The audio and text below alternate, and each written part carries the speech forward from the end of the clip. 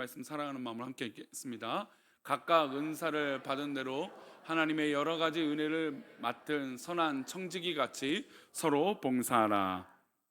아멘. 우리 그런 의미로 우리 함께 지어져가네. 제가 참 이번 수련회 때, 지난 수련회 때 이 찬양을 우리 주제 찬양으로 하면서 계속 이 찬양을 제 입에서, 새벽 예배 끝날 때도 이 찬양이 제 입에서 나오고, 그런데 참 가사가 좋은 것 같아요. 또 우리 금요기도의 설교의 주제와 계속 맞고 있어서 또 함께 불러봤으면 좋겠습니다.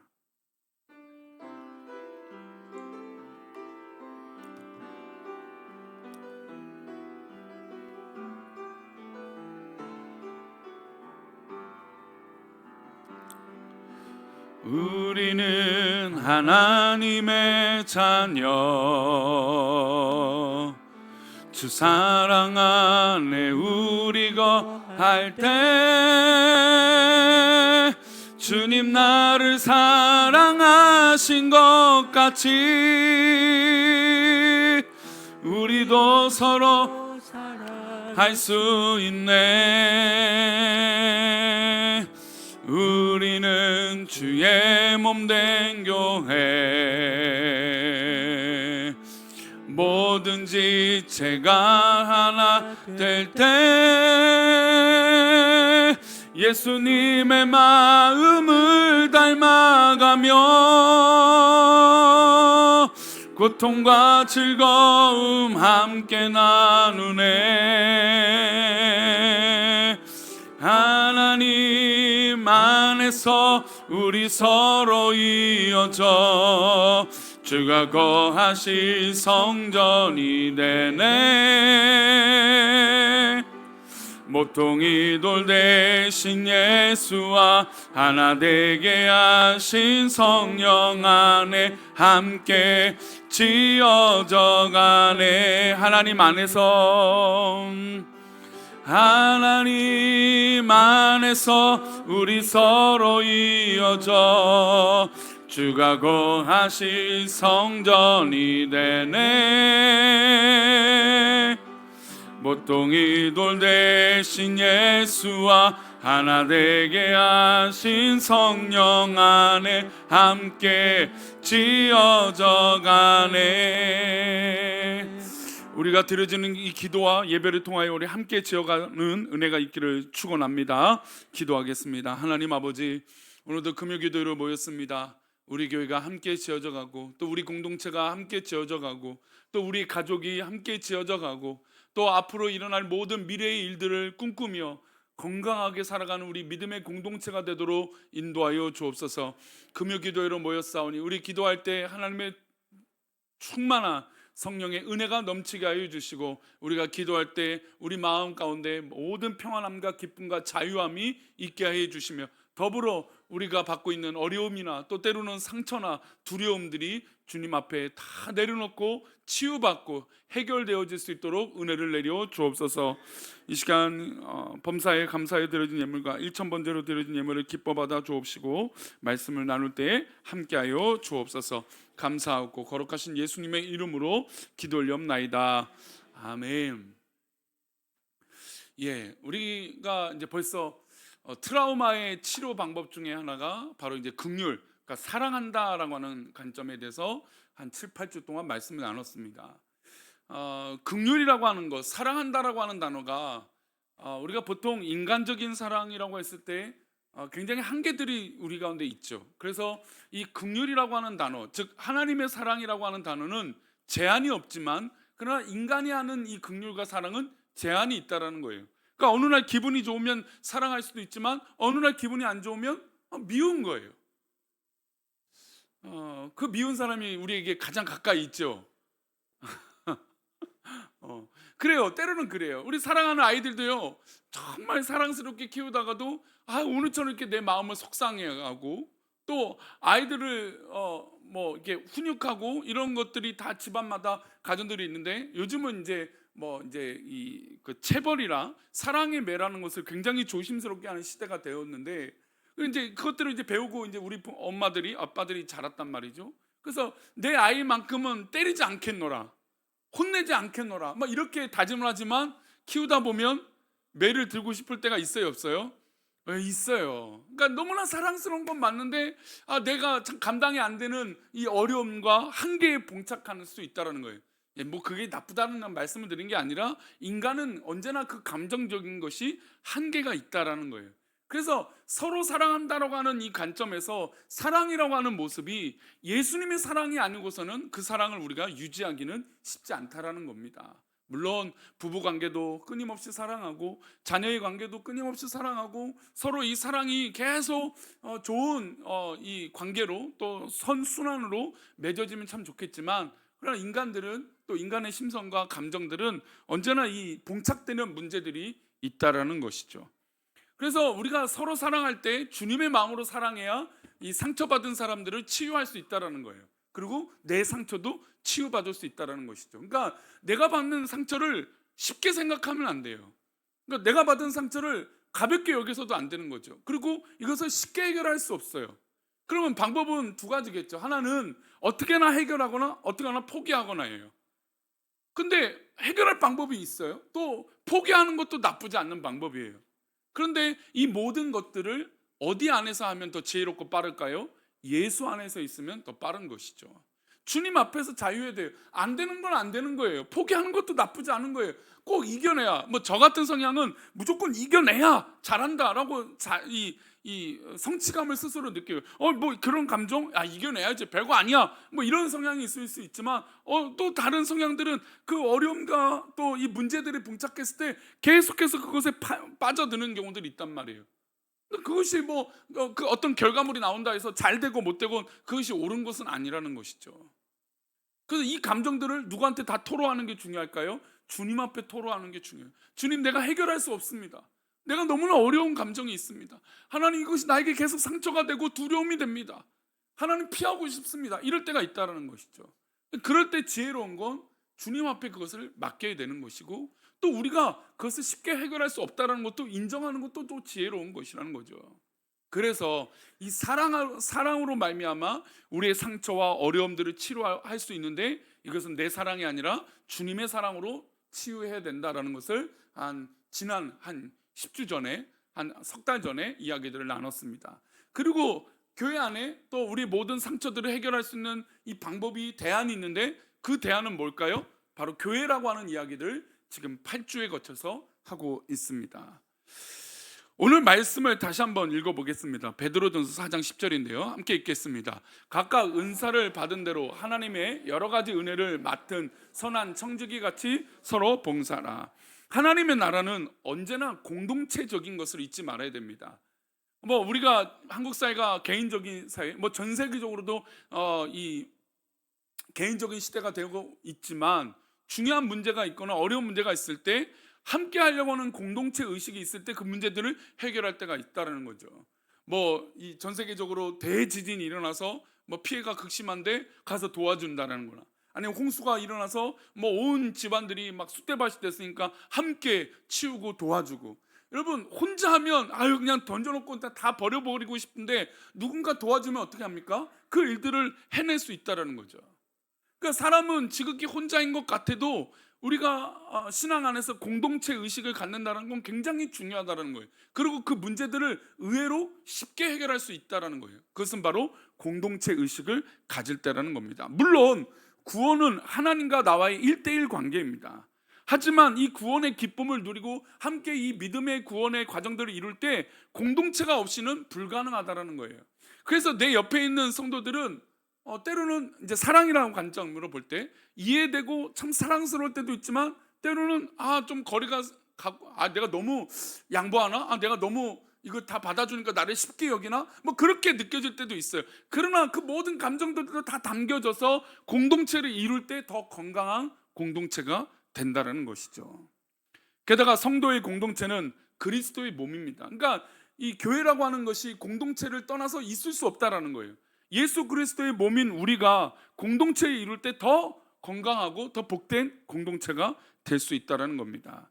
즉, 우리가 구원받은 백성이라면 주님의 몸에 붙어 있어야 되고, 옆에 있는 성도가 싫든 좋든 함께 있어야 될 의미가 분명히 있다라는 거예요. 나도 그러겠죠. 뭐 상대방도 그런 감정이 있다면 나도 그런 감정이 느끼겠죠. 상대방이 좋을 때도 있고 뭐 싫을 때도 있다면 나도 좋을 때도 있고 분명히 내 모습도 싫어하는 모습들이 분명히 있을 거라는 거죠. 근데 이런 것들이 서로 갖춰졌을 때 복이 된다는 겁니다. 그래서 하나님의 여러 가지 은혜를 맡은 선한 청지기 같이 어떻게 봉사라고 말씀하고 있습니까? 서로 봉사라. 그러니까 서로라고 하는 의식이 교회 공동체한테는 굉장히 중요한 거예요. 물론 여기서 뛰어나신 분도 있고 또 때로는 여기서 좀 느린 분도 있을 거예요. 그러나 어떤 결과론적인 이 결과물만 보고 서로를 판단하는 게 아니라 우리가 서로 봉사하고 서로 이해해야 되는데 우리의 관심과 초점이 맞춰져야 된다는 겁니다.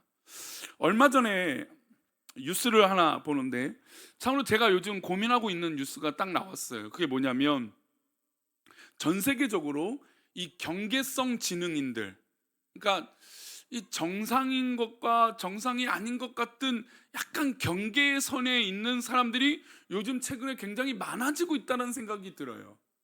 그래서 그것을 이제 심리학적으로 또 의학적으로 구분한 게 내 지능이 70에서 80, 이거는 좀 굉장히 포괄적이고 굉장히 좀 보수적이면 75 이하의 IQ면 이 경계성 지능인에 가깝다는 거예요. 이게 뭐냐면 저 지적 장애인의 라고 할 수는 없지만 약간 그렇다고 정상적인 활동을 하기 어려운 사람들을 경계성 지능인이라고 얘기합니다.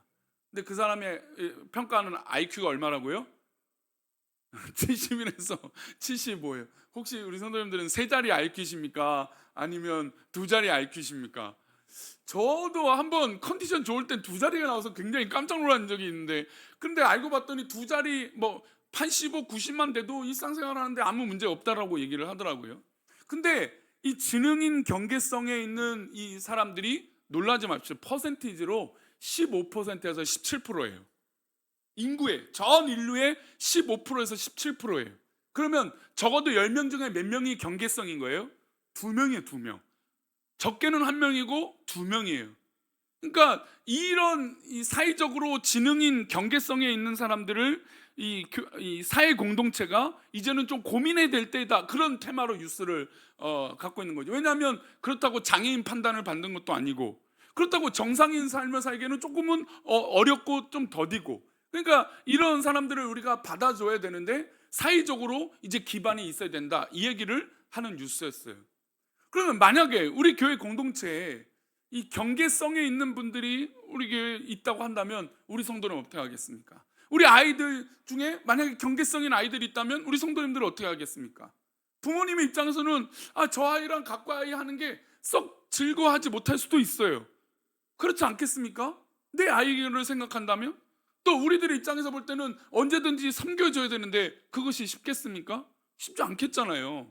아니 내가 왜냐하면 이 경계성이라는 이 요게 부분에서 감정의 폭이 굉장히 크기 때문에 그래서 어려운 거예요. 뭐 그러니까 정상적인 활동을 떠나서 감정적인 기복이 너무 큰 거예요. 그래서 어느 때는 되게 즐겁게 막 아무렇지도 않게, 그러니까 너무나 지극히 정상인처럼 보이는데 어느 순간은 너무나 감당하기 어려운 이 돌발적인 행동들이 나타난다는 거죠. 그러니까 그런 만약에 사람들이 우리 교회 공동체에 들어왔을 때 우리는 어떻게 그들과 서로 봉사할 수 있는가, 서로 사랑할 수 있는가라고 하는 문제라는 것이죠. 쉽지 않죠. 게다가 10명 중에 한두 명이 그런 경계성이라고 하는 통계가 있는 건데, 그렇다면 우리 교회도 나도 모르게 분명히 있을 수도 있다라는 거예요. 우리 감정이 또 그럴 수도 있는 것이고 또 내가 그런 모습일 수도 있어요.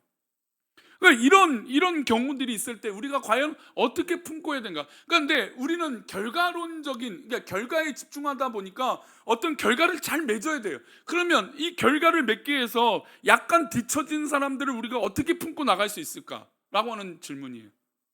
결과를 이루려면 어떻게 될까요? 포기해야 되죠. 함께 하지 말아야죠. 왜냐하면 좋은 결과를 얻으려면 빨리 가야 되잖아요. 그럼 빨리 가려면 느린 사람, 뒤처진 사람들을 품으려면 어려운 거예요. 아닌가요? 이게 너무 냉정한 표현인가요? 실제로 그렇잖아요. 그래서 이게 조금 빠르고 성격이 급하시고 어떤 그런 결과를 빨리 내기를 좋아하시는 분들은 생각보다 이런 부분들이 쉽지가 않아요. 어떻게 받아들일까? 어떻게 품을 것인가? 우리 예전에도 우리 자녀들의 이 기도 제목을 보면 아이들이 언어가 늦어요. 그 부모님들의 입장이 굉장히 막 두려운 거예요. 이제 3살이 넘어가고 있는데 아이들이 언어가 너무 한정적이에요. 우리 대표적인 아이들 몇 명 있어요. 우리 교회도 있고 여러 제가 뭐 우리 교회가 아닌 다른 공동체에서도 꽤 많은 기도 제목을 받은 적이 있어요. 근데 지금은 기도 제목이 뭐라고 물어보니까 애가 너무 말이 많아서 걱정해요 그래요. 말이 너무 많은 거예요. 저도 이제 지난주 한 아이가 이제 있었는데 금요기도 때 누군지는 말 안 하겠지만 근데 아이를 하는데 얘가 원래는 좀 낯을 많이 가려요. 그래서 목사님하고 있겠다는데 어떻게 될까 내심 걱정했는데 말을 하기 시작하는데 얼마나 말을 잘하는지 제가 지금 이게 초등학생이랑 얘기하는 건지 중학생이랑 얘기하는지 분간이 안 될 정도로 좀 놀랐어요. 그러니까 신선한 충격이었어요.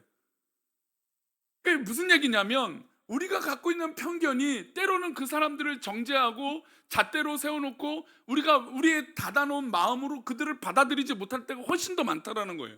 게다가 좋은 공동체가 되려면 그런 편견들을 다 깨고 다 받아들이고 살아갈 수 있는 넓은 마음들이 필요하고 서로 봉사할 수 있는 그런 마음들이 있어야 돼요. 사실 우리 2주 전에 예화를 드린 것 같고 우리 성도님 사이에서 몇 분이 얘기를 하시더라고요. 우리 교회도 김장할 때 싸움이 난다고. 목사님 몰라서 그러지. 근데 그게 또 이게 별거 아닌 것 같은데 되게 중요한 문제잖아요, 우리들한테. 액젓을 무슨 액젓을 쓰고 김치는 제가 그 우리 교회 이제 부임하고 나서 김장 뭐 이제 교회가 이제 강제철거나 막 이런 것들이 있으니까 뭐 옛날처럼 배추를 막 이제 농수산물 시장 가서 100포기 200포기 사갖고 절이고 이러기 하기에는 너무 좀 불안하기도 하고 또 힘들 것 같기도 하고 해서 이제 제가 부임하고 나서 이제 저거를 사기 시작했어요. 절인 배추. 근데 이제 권사님들은 성도님한테 말을 했죠. 이제 절인 배추 살 거니까 좀 하루는 좀 편하게 합시다. 이렇게 했어요. 근데 그때부터 걱정이 되는 거예요. 뭔 걱정이 될까요?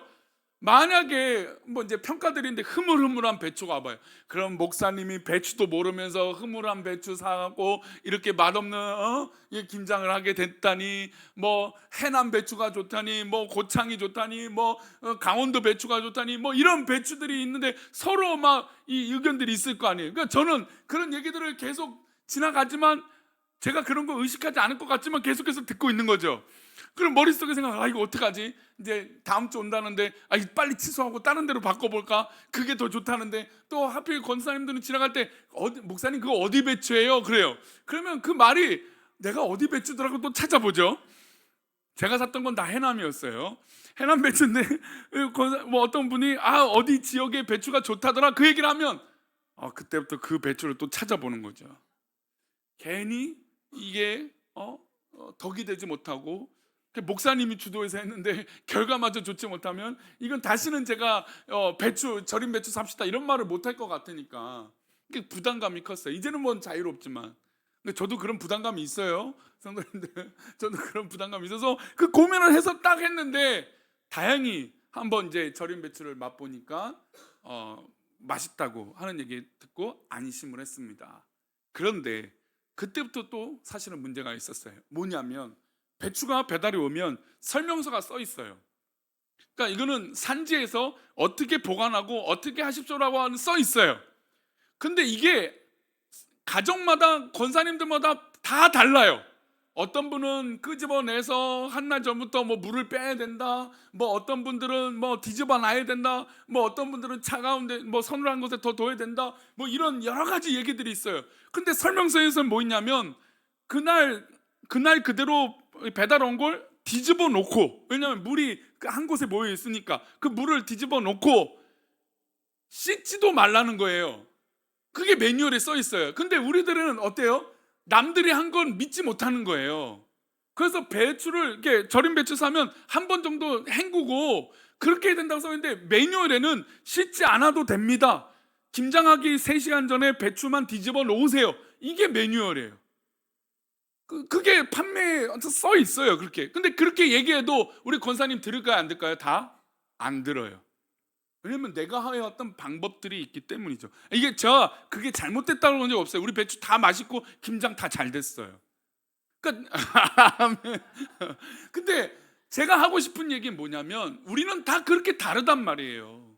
어떤 분들은 빠른 분도 있고, 어떤 분은 느린 분도 있고, 어떤 분들은 되게 감성적인 분이 있고, 어떤 분들은 굉장히 또 계획적인 분이 있고, 이성적인 분이 있고, 어떤 분들은 되게 주도적인 분이 있고, 어떤 분들은 싸우기 싫으니까 말싸움하기 싫으니까 하실 때 하십시오 이렇게 뒤에 있는 분도 있고, 다 성향마다 다 달라요.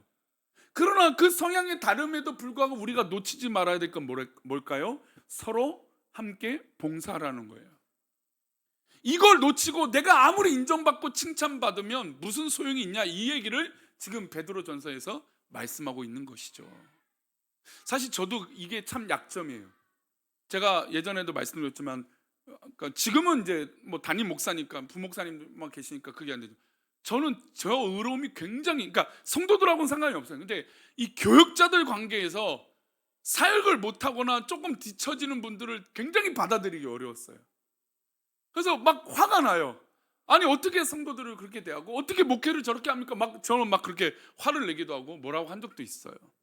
그리고 제가 조금 거리를 둔 중에 한 분이 강단에 올라가기만 하면 맨날 자기 애들 얘기만 하는 거예요. 올라가기만 하면 아니 무슨 얘기만 하면 예화를 들으면 다 우리 애기가 그런 거예요. 그러니까 저희 가정은 아이가 없잖아요. 그러니까 듣다 좀 기분이 나쁜 거예요. 아니 무슨 목사가 맨날 예화를 아기 얘기들만 할까? 아니 할 수는 있어요. 근데 이게 조금 목회자들이 어쩔 수 없이 가난하다 보니까 가난한 아이들의 이야기들을 꼭 자기 이야기로 하는 거예요. 그게 너무 듣기 싫은 거죠. 아니 목사가 자존심, 우리가 뭐 물질 때문에 하는 것도 아닌데 그렇게 가난하게 아이를 키운다고 해서 저렇게 꽂혀 있을까? 저 그만 얘기하라고 제가 그래서 그 설교 좀 애기 좀 안 하면 안 되냐고. 그렇게 불쌍한 척을 해야 설교가 되냐고. 왜냐면 성도들은 감동을 하거든요. 왜냐면 어려운 얘기를 하니까 그래 우리 저 부목사님이 좀 어려운 가운데 그렇게 사역을 하시는구나. 그 동정심이 일어난단 말이에요. 그래서 아니 우리 목회가 동정심을 얻으면서 목회하는 건 아니지 않냐고. 한동안 사실은 그 아이들을 예뻐해갖고 저희 집에도 막 불러놓고 아내가 막 맛있는 것도 해주고 막 굉장히 사랑을 부어줬어요. 근데 이게 자꾸 도가 지나치는 거예요.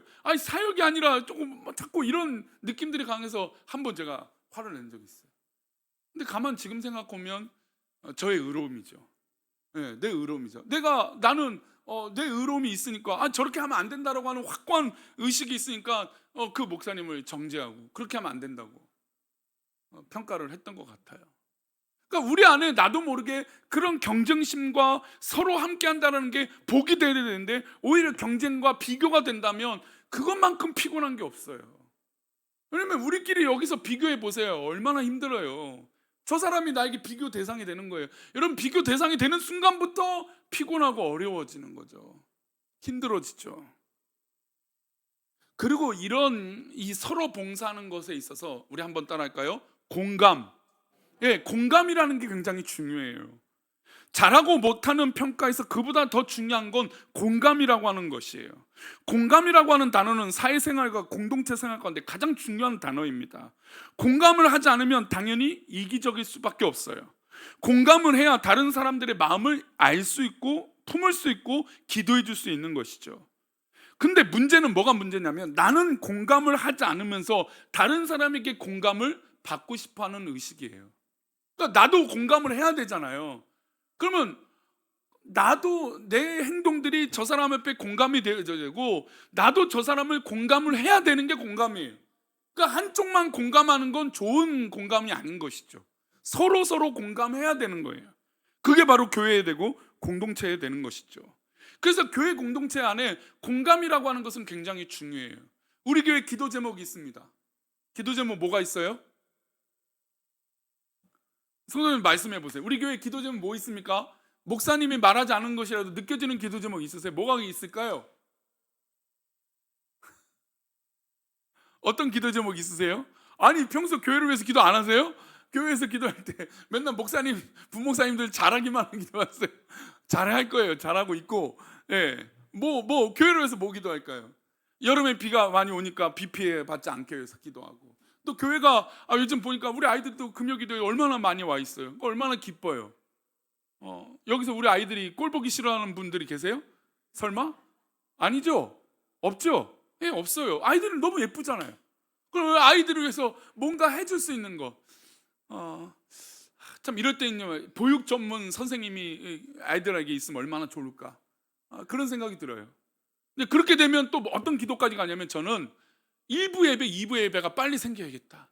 그래서 교사들을 1부 예배 때 예배를 드리게 하고 나서 2부 예배 때는 부모들이 카페에서 예배 드리지 않고 다 드리고, 우리 2부 때 아이들 노니까 1부 때 예배 드리는 이 선생님들이 2부 때 아이들을 데리고 교육하고 이렇게 하면 너무 좋겠다. 그러면 거기서 기도가 멈추면 될까 안 될까요? 또 안 되죠. 왜요? 장소가 부족하잖아요. 이 카페에서 애들이 뛰논다 생각해보세요. 아마 예배 못 드려요. 지금도 의자만 끌어도 예배 시간에 뭐 이렇게 들리니까. 그럼 공간이 또 필요하게 되는 거예요. 거기서 기도가 끝날까요? 계속 이어져요. 계속 이어져.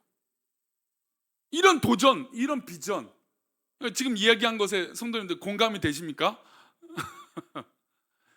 그게 다른 말로 하나님 앞에 공감을 갖는 게 뭐냐면, 그게 바로 비전이에요.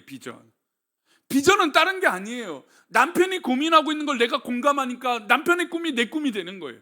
아내의 마음을 공감하니까 남편의 꿈이 아내의 생각이 되는 거죠.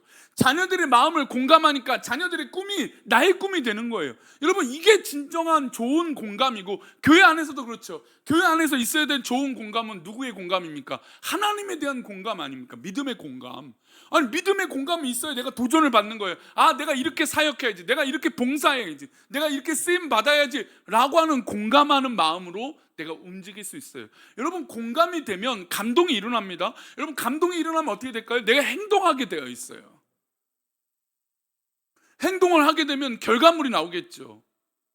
그것이 이루어지는 게 바로 공동체라는 거예요. 공감은 그래서 굉장히 신앙생활과 공동체를 이루는데 되게 중요한 시작이에요. 그런데 의외로요, 우리가 상처받을 때는 언제입니까? 공감받지 못했다고 생각할 때. 내가 공감받지 못해. 내 행동들이, 내 아이들이, 내 남편이, 아내가, 내가 하고 있는 모든 것들이 교회에서 뭐 어디 공동체에서 공감이 안 되는 거예요. 나만 덩그러니 따로 혼자 있는 것처럼 느껴지는 외로움이 느껴지죠. 그래서 교회 안에 공감이라는 것이 굉장히 중요한 거예요. 나도 공감해야 되고, 상대방도 공감해야 되고, 우리 모두 공감해야 돼요. 우리 그런 의미로서 다시 한번 따라가 봅시다. 우리 서로 공감합시다. 네. 그러니까 우리가 나를 생각하면 상대방이 하는 행동들이 쉽게 생각할 수 있어요. 왜냐하면 나는 간단하게 하는 행동이 있지만 상대방은 그것이 굉장히 어렵게 하는 행동들이 있어요. 이것을 이해해 주는 게 굉장히 다른 거예요. 그러니까 특별히 이제 부부 관계에서도 더 그렇겠죠. 아내로서 하는 이 고민과 염려들이 있고, 남편이 하고 있는 염려와 고민들이 있어요. 근데 이것이 공감이 되지 않으면 어떻게 될까요? 대화가 단절이 되는 거예요. 얘기해봤자 이해하지 못하게 되고, 답답해지고, 그러니까 자리를 피하게 되고, 대화는 점점 줄어들게 되고, 그러니까 어려워지죠. 그래서 가정 안에 무엇보다 공감하는 시간을 많이 가지세요. 그것이 중요한 건 가정 예배겠죠. 가정에서 기도해 주면서 공감하는 거예요. 내일 어떤 일이 있을지, 오늘 어떤 일이 있을지, 우리 아이들이 어떤 고민하는지 기도해 주는 거예요. 공감을 갖는 거예요. 그리고 우리가 기도하다 보면 좋은 결과를 알잖아요. 하나님 뜻으로 해야 된다는 걸 알잖아요. 그러니까 그것들을 도전시켜 주는 거예요. 그게 나쁜 일이 아니라고, 잘못된 길이 아니라고, 그리고 가르쳐 주는 것이죠. 그리고 남편에게도 아내에게도 힘썼다, 애썼다, 고생했다, 이런 공감하는 마음. 근데 우리는 이런 말이 쉽지가 않아요. 그런 말 해주면 지는 건가요? 남에게 공감해주면 좀 내가 왠지 뭔가 부족해지는 사람이 되는 건가요? 교회 안에서도 그런 모습이 참 안타까워요. 공감해주는 게 뭐가 어렵다고. 그게 지는 것도 아닌데 쉽지 않다라는 것이죠. 오늘 교회 공동체 안에서 트라우마가 치료될 수 있는 핵심의 주제가 바로 다른 게 아니라 교회 공동체가 건강해져야 가능하다라는 겁니다. 그런데 이게 결정적일 때 이 공감이라는 게 쉽지가 않아요. 만약에 이 문제들이 내 자녀 문제라든지 나의 어떤 자존심이 걸려 있거나 내 안에 어떤 그런 정말 딱 하나 건들면 폭발할 것 같은 그런 것들에 걸리면 참 이게 쉽지가 않아요. 상처가 치료받아야 할 교회 공동체에 오히려 상처가 받기에 마련입니다. 그래서 한국교회가 그런 상처들을 좀 많이 줬어요. 90년대, 2000년대 초반, 2010년 이럴 때 올 때까지 한국 교회가 성도들에게 상처를 많이 줬죠. 실제로 그래요. 통계적으로 보면 교회에서 상처받아서 나는 교회를 안 다닌다라고 하는 사람들이 생각보다 많아요. 물론 본인의 잘못으로 인해서 교회를 안 나가는 경우들도 있지만 그것이 아마 통계적으로 훨씬 더 많은 범위예요. 그런데도 불구하고 대부분의 대답은 뭐라고 얘기하냐면 교회에 상처받아서 그래요. 그런 얘기들을 하죠. 그만큼 교회가 실제적으로도 문제도 있었고 성도들에게도 문제가 있었던 것이죠. 그래서 오늘 본문 말씀 이후에 요한일서 4장 18절은 공동체 안에 있어야 할 것을 분명하게 말씀하고 있어요. 이게 참 중요한 말씀인데요. 함께 읽겠습니다. 사랑 안에 두려움에는 형벌이 있음이라. 두려워하는 자는 사랑 안에서 온전히 이루지 못하니라. 두려워하는 자는 온전히 이루어지지 못한다라는 겁니다. 근데 이 두려움은 어디서 오느냐? 사랑 없음에 있다라는 거예요. 사랑 안에는 두려움이 없고 온전한 사랑이 두려움을 내쫓게 된다는 겁니다. 그러면 좋은 공동체가 되면 우리 안에 두려움이나 상처받는 사람이나 아픔 있는 사람들은 어떻게 될까요? 사랑으로 그 사람을 세워줄 수 있다는 거예요. 여러분, 여기서 말하는 두려움이라고 하는 단어는 어떤 것으로 해석될 수 있냐면 상처나 트라우마로 해석할 수 있어요. 그러니 정말 사랑 안에 잘 자란, 믿음 안에서 잘 자란, 공동체 안에 잘 자란 성도는 두려움이 없는 거죠. 왜요? 우리와 함께 기도하는 사람들이 있으니까 당연히 내가 두려울 것도 없고 상처받을 것도 없는 거죠. 그래서 그 온전한 사랑, 즉 공동체가 이루어진 그 온전한 사랑으로 뭘 내쫓을 수 있어요? 상처를 내쫓을 수 있어요? 사랑으로, 주님의 사랑으로, 우리 공동체의 사랑으로 우리의 두려움을 내쫓을 수 있다는 거예요. 그래서 저는 교회의 가장 좋은 칭찬은 우리 교회 와서 사랑받는다라고 하는 거예요. 저는 그게 우리 교회의 제일 자랑이 됐으면 좋겠어요. 저는 그런 말을 듣는 게 제일 좋아요. 우리 교회 오니까 사랑받는다더라. 우리 교회 오니까 마음의 평안함을 얻는다. 이게 얼마나 행복한 이야기예요. 왜요? 사랑이 임하면 내 두려움과 상처들이 내쫓아지게 된다는 거죠. 물론 이제 신앙생활을 처음 하거나 좀 이제 걸음마를 뛰게 하는 분들에게는 사랑이 전적으로 임해야겠죠. 하지만 우리가 서로 이 사랑이라는 것들을 함께 이루려고 하는 노력들, 이런 것들이 쌓여질 때 더 좋은 공동체가 되고 오히려 어려움들을 더 극복할 수 있다는 겁니다. 교회 안에 온전한 사랑이 없었다는 것을 우리는 계속해서 고민할 필요가 있어요. 그래서 저는 우리 교회가 정말 사랑이 많았으면 좋겠습니다. 진정한 사랑. 저는 특히 이 사랑은 아낌없이 예뻐해주고 아낌없이 나눠줘야 된다고 생각을 해요. 물론 우리에게 당장 우리 자녀들을 학원 보내야 될 학원비도 있고, 또 우리 자녀들에게 뭔가 집이라도 하나 좀 제대로 좀 이렇게 살 수 있도록 해주기도 싶기도 하고, 뭔가 우리 부모님들 입장에서는 또 미래를 위해서 뭔가 해주고 싶은 어떤 그런 마음들이 있어요. 그래서 우리나라가 80세가 되어도 일을 놓치지 못하는 건 자녀들을 위해서 그 사랑을 베풀고 싶은 어른들의 마음들이 있기 때문에, 그러니까 80세가 되어도 90세가 되어도 일을 놓지 못해요. 그리고 일할 수 있는 게 즐거움이 되는 거죠. 물론 그것이 행복한 사람들이 있어요. 저도 그런 분을 만나면 일하십시오, 일하는 게 건강한 겁니다 말씀을 드려요. 그런데 그 일하는 즐거움보다 걱정 때문에 일하는 건 너무나 안타까운 거잖아요. 걱정 때문에. 아이들이 있는데 아이들을 보면 예쁘죠? 아까 말씀드렸는데 우리 아이들 사랑스럽죠? 뭔가 해주고 싶으시죠? 예, 해주세요. 그럼 마음만 먹지 마시고 해주세요. 그 사랑을 할 때 나에겐 더 큰 기쁨이 있어요. 그러면 집에 가면 당장에 그 걱정이 들죠. 아유, 내가 괜히 말해갖고 예뻐해갖고 내 지갑이 가벼워졌네. 그런 걱정이. 저도 지금 아내랑 서로 좀 제발 좀 서로 좀 자제하자 하는데 그게 안 돼요. 그게 안 돼. 근데 그거보다, 그 걱정보다 더 큰 감사할 게 우리 성도들이 이렇게 기뻐하니까 너무나 좋은 것 같아요. 저는 적어도 우리 금요기도 오신 분들은 이런 계산보다 우리가 훨씬 더 사랑할 수 있는, 사랑을 나눌 수 있는 공동체가 되기를 소망합니다. 물론 당장 내 아이의 문제, 내 자녀의 문제, 우리 교회 아니 우리 삶의 미래 문제들이 고민이 될 거예요. 그렇죠. 그런데 그 고민보다 우리가 사랑을 하는데 조금만 더 마음을 열어보자는 거예요. 그래야 그 사랑으로 두려움을 내줄 수 있고, 이 트라우마를 극복할 수 있고 상처를 치유할 수 있기 때문이라는 것이죠. 사회 이슈는 이 아이들을 어떻게 키우는지에 대한 관심이 큽니다. 하지만 아이들은 있는 그대로 봐줘야 되는 거예요. 이 아이들이 이런 성향이에요. 뭐 좋은 성향이 되면 좋겠지만 그런 아이들은 내 아이가 아니라니까요. 제가 누누이 말씀드리지만 우리 아이들 중에 제발 의사가 나오고 변호사가 나오고 판사가 나오고 하기를 기도하지만 제가 볼 때는 쉽지 않아요. 또 물론 모르죠. 중학교 때 막 뒤집어져서 하나님 내가 의사가 되겠습니다. 할렐루야. 부모가 벌써 믿음이 없어. 아멘하는 부모가 없는 거야. 그런 아이들은 뭐 극히 제한적인 거잖아요.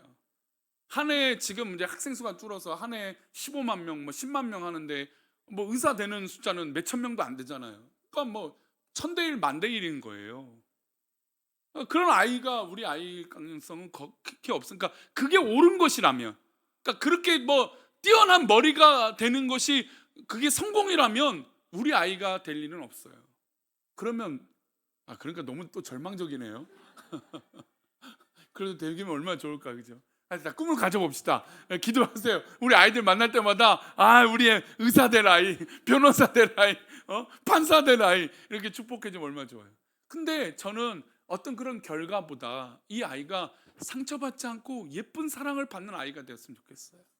그리고 그 사랑을 받을 때 정말 좋구나라는 감정을 느꼈으면 좋겠어요.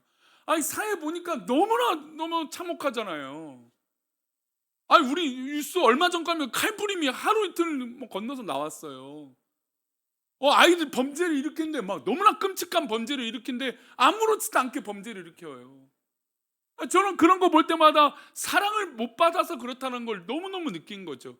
그리고 교회가 사랑하지 못해서 이런 결과들이 나온다는 걸 느끼는 거예요. 그러니 우리 교회에 무엇보다 뭐가 자랑이 된다고요? 사랑. 우리 어른들도 사랑해 드리고 우리 옆 사람도 사랑해 드리고 가까운 적인 남편과 아내를 사랑해 주고 우리 자녀들도 사랑해 주고 우리 모두를 사랑해 주고 성향과 성격과 성품이 다 다르지만 그저 우리 주님 안에서 사랑해 주고, 할렐루야. 그래야 상처가 치료된다니까요. 옳은 것보다 더 중요한 게 사랑을 나누는 거예요. 여러분들이, 내가 누누이 말씀드려요. 여러분들의 판단과 생각들이 틀리지 않고 말했으면 안 들려요. 맞아요. 하지만 그 맞는 것보다 우리에게 먼저 필요한 건 사랑이에요. 사랑.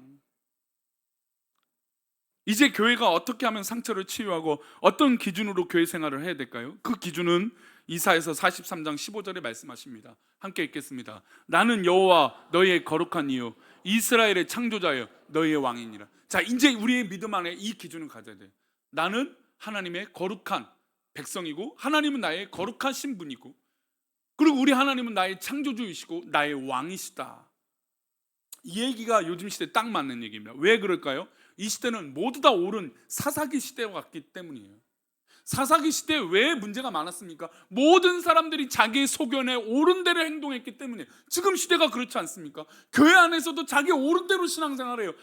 하나님 기뻐하시는 것으로 생각하는 게 아니라, 여러분, 우리가 웨스트민스터 신앙 고백의 1조 1항도 뭐예요? 우리의 모든 삶의 모든 것의 고백은 하나님의 영광이에요. 이게 1번이에요.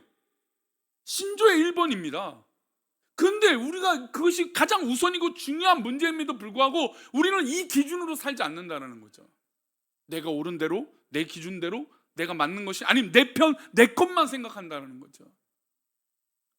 그래서 교회 안에 더더욱 요즘같이 이제 스승이 없어지고, 그렇죠? 본받을 사람들이 없어지는 이 시대에 더 중요한 건 우리의 본이 되신 우리 하나님, 우리 주님만 바라보면 해결이 되는 거예요. 그러니까 인간의 모습은 언제나 실망스러울 건 뻔한 거예요. 그러나 인간을 바라보는 게 아니라 그 순간에 하나님을 바라보는 것이죠. 주님을 바라보는 것이에요. 그러면 우리의 어려움들과 우리의 아픔들과 우리의 모든 걱정들이 우리 교회 공동체 안에서 해결받고 위로받고 상처들이 치료받고 건강해지는 그런 공동체가 되기를 축원합니다. 돌아온 주일이 맥주감사주일이고 청동원 주일입니다. 혹시나 내 마음에 어려운 분들이 있거나 또 내가 좀 답답한 분이 있다면, 또 그래서 내가 차마 교회 와 이런 말 못하는 분들이 있다면 내가 당신을 위해서 기도하고 있어. 혹시나 교회를 다니지 않는다면 교회를 나오시라고 권면해 보십시오. 가끔 저는 그런 생각을 해요. 저는 우리 성도들을 바라볼 때 저는 그래도 우리 교회에 나온 성도들이 우선이에요. 그래서 우리 성도들이 상처받지 않았으면 좋겠어요. 그래요. 근데 살다 보면 우리 안에 상처를 주는 사람들이 들어올 수밖에 없는 때가 있어요. 그렇죠? 근데 그럴 때 우리가 두려워하는 게 아니라 사랑을 못해서가 아니에요. 저희 부부는 목회적인 관점이기 때문에 있는 성도들이 일단은 중요해요. 그렇죠? 못 느끼세요? 저는 그래도 우리 성도들이 상처를 안 받는 게 우선이에요. 근데 만약에 상처를 주는 사람이 교회를 들어왔다 해서 담임 목사가 나와서 교회 오지 마십시오 이런 적 보셨어요? 제가 한 번도 그런 적 있습니까? 저희 부부 그런 적 없습니다. 우리 성도들을 사랑하니까 그런 이야기들을 할 때가 있긴 있어요. 하지만 한 영혼이 우리 가운데 귀한 것이죠. 그러니 혹시나 우리 주변에 복음을 전하는데 내가 못 받아들이고 내가 이기지 못하는 분이 있을지라도 그들에게 사랑을 전하고 기도해주고 있다고, 복음을 전하고 있다고, 전한다고, 그렇게 하나님이 왕이시다라고 고백하며 사랑을 나누는 우리들이 되기를 축원합니다. 한 가지 재미있는 상상을 좀 해보겠습니다. 만약에 여기에 계시는 분들이 다 시어머니들이 살아 계신다고 해보겠습니다. 친정 어머니 말고 시어머니들이 다 살아 계세요. 나보다 더 건강해. 나보다 더 능력이 많어. 근데 그분을 볼 때 어렵죠. 시어머니니까. 근데 만약에 우리 교회에 온다고 한다고 하면 우리 성도님들은 어떤 감정이 드시겠습니까? 어떤 마음이 드시겠어요? 그게 이제 3자고 4자고 뭐 다른 사람의 관점이라면 어떻겠습니까? 우리의 복음을 전하는 것과 사랑하는 것엔 제한이 없죠. 그래서 물론 우리에게 상처를 가장 많이 준 사람이 바로 이런 부분일 수는 있어요. 시자가 들어가는 것. 뭐 사실이 그러니까 우리 사회가 주는 아픔들이. 근데 그럼에도 불구하고 만약에 함께 천국을 가지 못하는 일이라면 이것만큼 더 아픈 이야기는 없겠죠. 물론 우리 교회 못 나오더라도 다른 교회라도 전도하세요. 그래요. 다행이죠. 우리 교회 안 나와서 다른 교회라도 가면 좋죠. 네.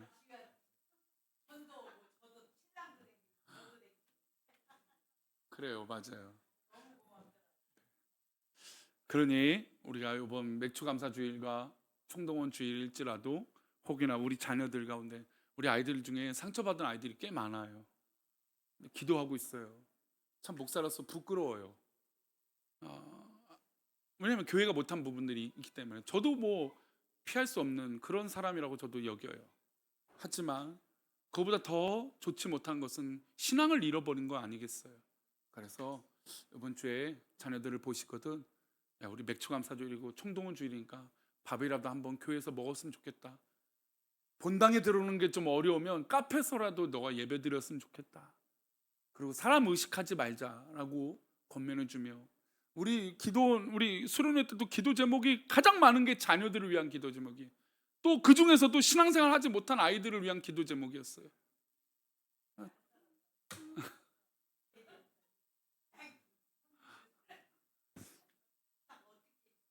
그래도 포기하면 안 되겠죠. 네. 그래도 포기하면 안 됩니다. 그렇죠? 우리 성도님 자녀들 포기할 건가요? 포기하실 거예요? 아니잖아요. 우리가 눈물로 기도해야 될 줄 믿습니다. 우리 함께 지어져가네 함께 찬양하겠습니다.